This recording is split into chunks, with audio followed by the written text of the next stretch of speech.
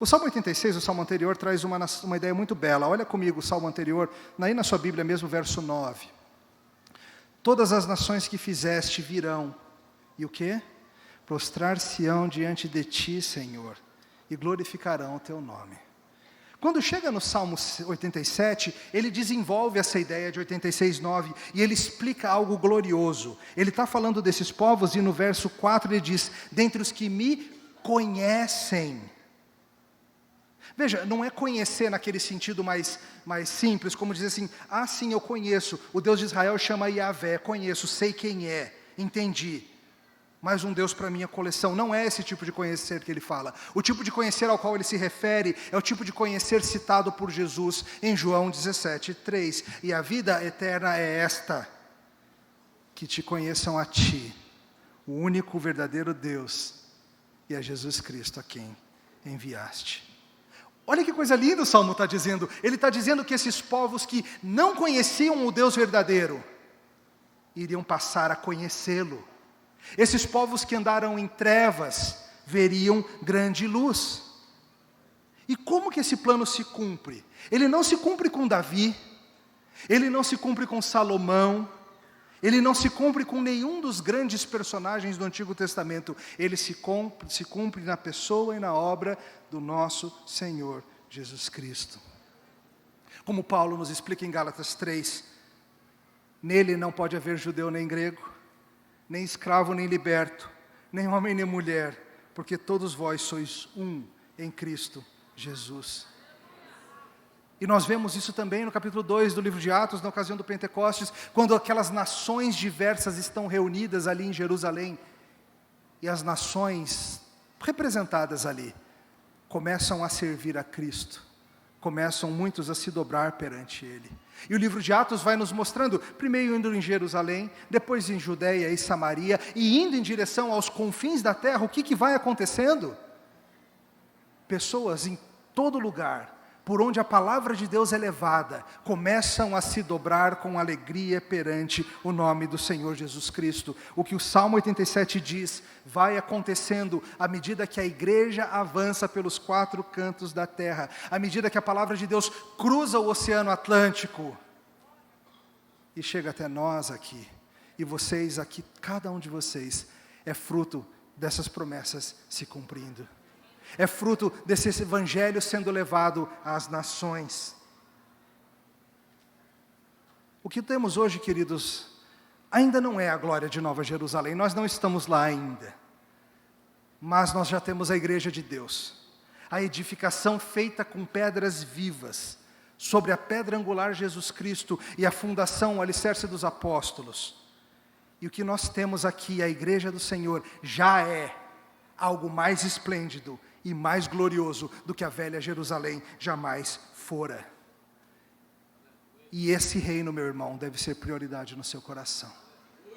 Servir a Cristo, amar esse povo, viver e morrer e sangrar pela igreja de Jesus. Nós somos resultado disso. Nós somos resultado dessas promessas sendo cumpridas. Olha que delícia o que o Salmo estava dizendo, que inimigos iriam se tornar irmãos. Eu sei que está bonito, mas fica ainda melhor. Olha a beleza do que o Salmo diz.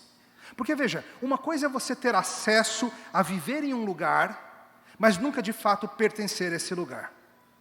Eu, por exemplo, morei alguns anos nos Estados Unidos, enquanto estudava, e sempre tive incômodos lembretes de que eu não tinha nascido lá.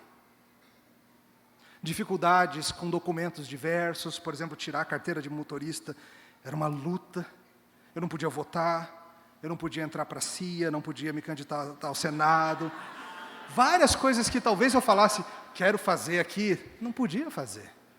Tinha que a cada tantos anos renovar o meu visto e tudo mais, porque embora eu tivesse acesso a morar lá, eu não tinha nascido lá. E a pergunta que eu te faço é a seguinte, será que nós, gentios, quando trazidos ao pacto, será que nós seremos nesse reino cidadãos de segunda classe ou alguma coisa assim? Será que a gente vai ter que ficar renovando o nosso visto ao longo dos anos em Nova Jerusalém? Talvez você se lembre que isso foi uma controvérsia já no início da igreja, no Novo Testamento, a questão dos judaizantes, e o que quiser deve esperar dos gentios ou não, Atos 15, toda essa situação. E nós, povo do Senhor, nunca podemos perder de vista o fato de que nós somos um povo multiétnico. Quando Deus decide construir a sua igreja, um edifício feito com pedras vivas, Ele decide fazer um edifício multicolorido, com todas as etnias debaixo do sol. Nós somos parte de um edifício espiritual multicolorido, por isso não pode haver espaço dentro do povo do Senhor para pecados como racismo ou qualquer coisa assim. Porque o plano do Senhor é esse, é de fazer uma cidade repleta de gente de todas as tribos, todas as línguas, todas as nações. Sabe o que isso significa? Que você precisa ter maior afinidade, na verdade você tem, você só precisa entender que você tem, mas você tem maior afinidade, e afinidade eterna, com cristãos morando do outro lado do globo, do que com os descrentes da tua cidade, que amam as mesmas coisas que você ama na tua cidade, mas que estão rumando para a perdição. Você tem que lembrar que a sua cidadania primária é a cidadania do reino. Mas a gente não resolveu a pergunta ainda, né, o problema. Será mesmo que os gentios são tão povo de Deus como os judeus eram? Veja como o texto bíblico lida com isso, versos 4 a 6. Dentre os que me conhecem, farei menção de Raabe, da Babilônia, eis aí Filiste e Tiro com Etiópia, lá o quê? Lá nasceram. E com respeito a Sião se dirá, este e aquele nasceram nela, e o próprio Altíssimo a estabelecerá. O Senhor, ao registrar os povos, quando Deus for fazer a grande lista de quem mora nessa cidade, dirá, este nasceu lá. Entenda, não é apenas que os de Raabe, Filístia, Babilônia, Tiro, Etiópia, Brasil, conhecem a Deus. Eles nascem na cidade de Deus. Este e aquele nasceram nela. O Senhor, ao registrar os povos, dirá, este nasceu lá. Você já ouviu falar em novo nascimento? Uma realidade maravilhosa que é mais claramente exposta no Novo Testamento, mas que já aparece sim no Antigo Testamento. A ideia é muito simples, meu caro. Não importa onde você nasceu, se você nasceu de Cristo, você tem uma segunda certidão de nascimento. E essa tem Sião como localidade. Essa ideia é linda. Amém. Amém.